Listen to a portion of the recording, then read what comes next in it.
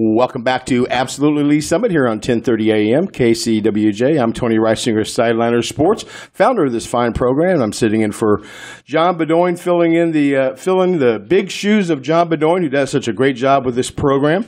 And as John says, this is the only local program which shares the news and views of the Lee Summit community. And so happy to be joined today by Terry Weibel. She is the executive director and co-founder of an outstanding nonprofit organization, Pause for Autism. And Terry, welcome to Absolutely Summit. Thank you so much for having me. What is Pause for Autism? Pause for Autism is a 501c3 charity based in Lee Summit. We train and use autism service dogs to help children who are on the autism spectrum with their social and communication skills. Okay. Why did you found the charity? We founded the charity back when we were raising money for our own daughter's autism service dog because we found out that she was going to be the first in the metro with an autism service dog that was just for autism. And nobody else in the area really understood what autism service dogs do. And so we found that we were spending a lot of time explaining what they do and, spreading the word about it, and it just became a natural fit. And your organization has done such a fantastic job. Thank you. You do such a great job with the Lee Summit Chamber of Commerce to see at many, many events, and you've basically educated the community on the importance of service dogs. And there was a fantastic article this past Friday in the Lee Summit Journal that John's paper put together. And tell us about how that came about. Russ Pulley actually contacted me about 2-3 weeks ago, and I've known Russ for a number of years, and he wanted to make sure that he got an update about our organization out to the people. We also have a fundraiser coming up this weekend. It's the Autism Egg Hunt. The original name for it was actually the Doggone Egg Hunt for Autism Awareness. It is actually a benefit for Pause for Autism, Autism Speaks in Kansas City, and Autism Society of the Heartland. We're trying to gear it up to be the kickoff event in Kansas City for Autism Awareness Month. It is an egg hunt for both children who are special needs. We've also opened it up to neurotypical kids, as well as a separate egg hunt for dogs. Okay, in words with this program, it's absolutely Lee Summit in the program, but your organization is not just a Lee Summit program. It's throughout the metro, and I know you've traveled across the country, with your organization, and and also seeing serving service dogs being trained, and also providing service dogs for children that need them. Correct. I've seen you all around Lee Summit, like I say, with the chamber events and around Eastern Jackson County as well. The word is getting out there about autism, and also about Pause for Autism. In the few years that you've done Pause for Autism, what is your biggest? If there was a moment, there was a wow factor, like, hey, word is getting out, or my message is getting out there. When was that moment? I would say that moment was about 3 weeks ago when I was approached in Walmart. Mm-hmm. And it wasn't Lee Summit, Blue Springs Independence. It was actually in South Kansas City. Mm-hmm. And I had somebody come up to me and had recognized who we were and really needed to have help with their daughter. Wow. And that just shocked the living daylights out of me. No, I mean, when you do good things, word gets around, mm-hmm. and it gets passed on. And there are many programs that you work with Pause for Autism. Tell us about what programs are available through Pause for Autism. The programs that we have several that we do. One is the community education and outreach. That is essentially every time we go out, because we always have the service dogs with us or the puppies that are in training. People want to know what's going on.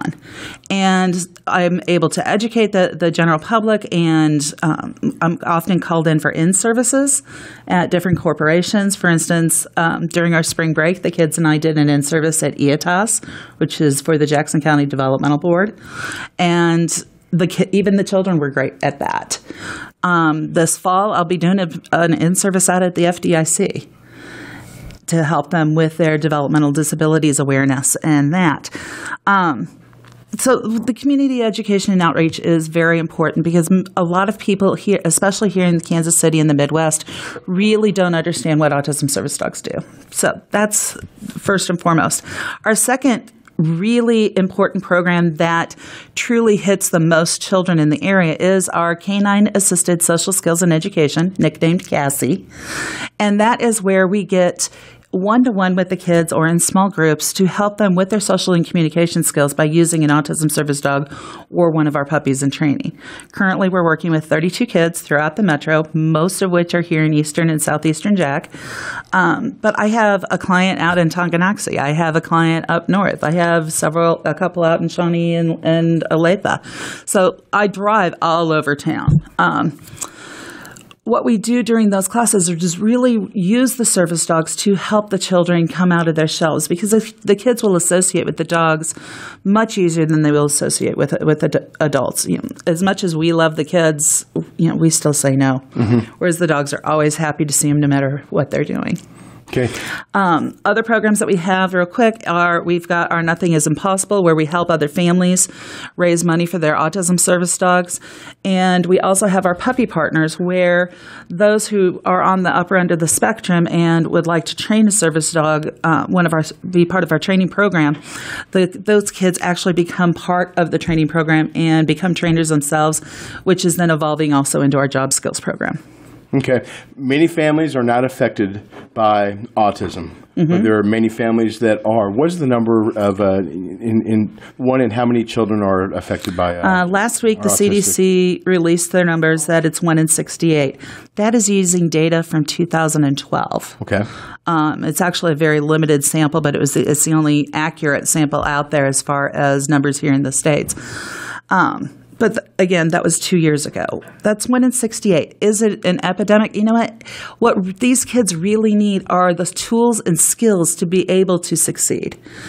The early intervention is important, but even those that have missed that early window, they can still get the benefits from whether it be autism service dogs, ABA therapy, HIPAA therapy, which is out riding horses, whatever it takes to get these kids the tools that they need. And it's never the same for each kid. Having an autism service dog is not a magic cure. In fact, it's a lot of work. It's like sometimes it's like having another child. But it is another tool to help the kids succeed. And those, especially those that are on the upper end of the spectrum, really benefit from having an autism service dog because they're able to break out of that shell. Our own daughter, we used to be prisoners in our own home. If we went to the grocery store, it was you get the milk, I'll get the eggs, we'll meet you at the front. We were in and out in 5 minutes because that's as long as we could go. Right. Now we can go to Costco, Sam's, Walmart, Kmart, you name it, every aisle all day long, and we won't have a single meltdown. I never could have dreamed that 4 years ago. Tell us about your dogs. Our dogs. We currently have 4. The 2 that are fully trained actually came from Autism Service Dogs of America up in Portland, Oregon, because there are no other training agencies in the Midwest except for us, another reason why we started the charity. Franklin, it works our social skills program. He is also the ambassador for PAWS. And what's really neat about Franklin is that he is able to work with multiple children. I can take him into a classroom of kindergartners and let them mob him, and he just eats it up. Grady, on the other hand, is a chocolate lab. He works only with my daughter, and he is fabulous about zoning into what Adriana needs and totally tuning out everybody else. So it really is, once these dogs are trained and you find out what their specialties are, that's when they're placed.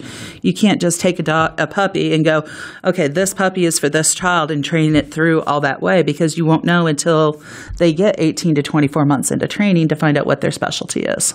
Okay, and funding, and that's one thing that helps Paws for Autism.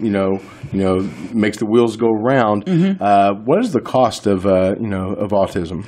The cost of autism in and of itself, if you look at Autism Speaks and the National Autism Society, they estimate that the annual cost to have an autistic child to the family is upwards of $60,000. $3.2 million throughout their lifetime of services. Insurance in Missouri only covers ABA. Okay. There are so many other therapies out there that